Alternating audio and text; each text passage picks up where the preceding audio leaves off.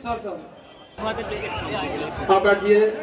रब्बी इश्रह ली सदरी व यस्सिर ली अमरी वहलुल उमर अब्दुल्ला साहब साबका वजीर आला और उनके साथ और जनाब मुहतरम नामजद उम्मीदवार जान साहब के तहत और इस इजाद 2019 को मारा है और पूरी उम्मीद है अल्लाह और अल्लाह उसका कुर्र पुलिस की आवाम पे चाहे वो हवेली पहुंचो तोड़ा बेतिए को तोड़ा बल्कि पूरे जम्मू और कश्मीर को 2 हिस्सों में तक और हिंदू मुस्लिम से इकट्ठा चाहते हैं।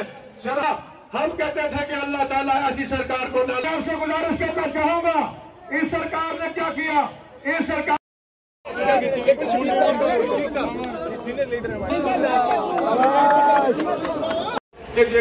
80 तारीख के नाल जुड़े हाँ मेरे पिता बहुत सारे साढ़े नाल होया है। तुसी सब कुछ सुन चुके जो अगू इन्हों का मनसूबा है करन वाला जो करना चाहते हैं ये बार बार किया। 10 बार इमाम साहब ने उनसे पूछा कि क्या ये आपकी मर्जी से कर रहे हो। उसने कहा हाँ।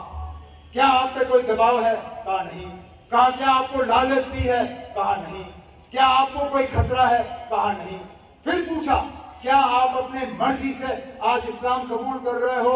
कहा इमाम साहब मैं बिल्कुल अपनी मर्जी से इस्लाम कबूल कर रहा हूं। इमाम साहब ने उसको कलिमा पढ़ाया और वो मुसलमान बने।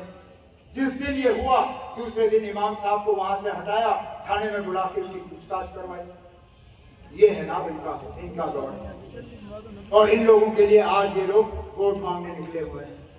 अरे मैं तो कहता हूं जो शख्स एजाज के खिलाफ यहाँ बीजेपी के लिए वोट मांग रहा है उसकी सियासी सोच है क्या।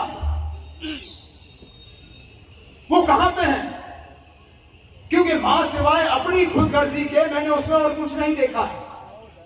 वो पहले हमारे साथ थे रहे नेशनल कॉन्फ्रेंस में जब हमारे साथ रहे। जब मैंडेट नहीं मिला हमें छोड़ के गए फिर कांग्रेस में गए। कहा मैं अब कांग्रेस का लीडर हूं मैं कांग्रेस की सियासत करूंगा कांग्रेस का नारा चलाया। परसों जब कांग्रेस का मैंडेट नहीं मिला फिर उठ के निकल गए कांग्रेस से बैठे बीजेपी में। जिस जमात की उसने सारे साल मुखालफत की सिर्फ और सिर्फ मैंडेट के लिए वो जाके बीजेपी में बैठ गए।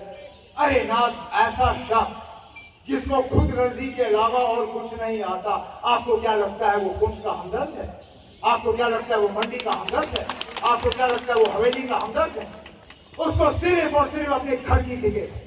अपने घर के अलावा उसको किसी दूसरे की फिक्र नहीं है। अगर उसको फिक्र होती वो मैंडेट के लालच में नेशनल कॉन्फ्रेंस से कांग्रेस कांग्रेस से बीजेपी खुदा न खास्ता कल को जब बीजेपी में हारेगा वो कहीं अपनी पार्टी दपनी पार्टी डिफनी पार्टी किसी ना किसी पार्टी में वो चला ही जाएगा ना। तो आपके लिए कोई परवाह नहीं है।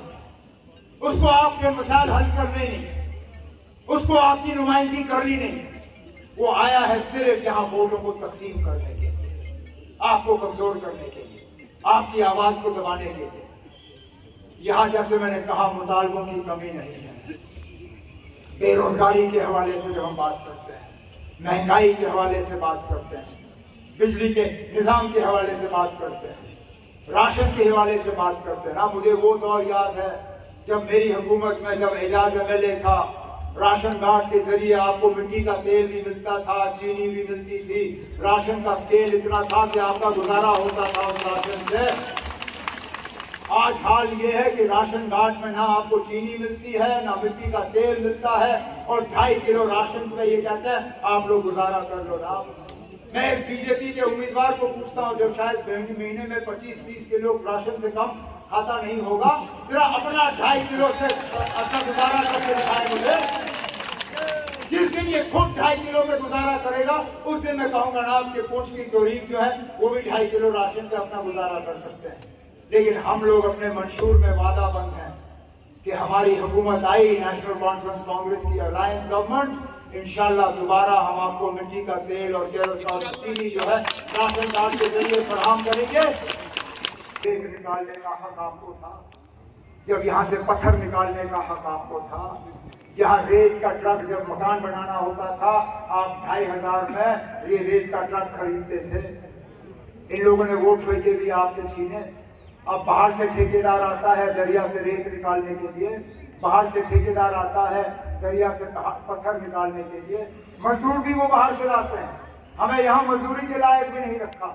और आज रेत का ट्रक जो है हमें 16,000 17,000 में मिले तो बड़ी बात आएगी। इन दरियाओं पे पहला हक आपका होगा, फिर किसी और का होगा। इसी तरह इन जंगलों पे जो मैंने कहा, हमारे गुजर बकरवाल भाइयों को फॉरेस्ट राइट एक्ट के तहत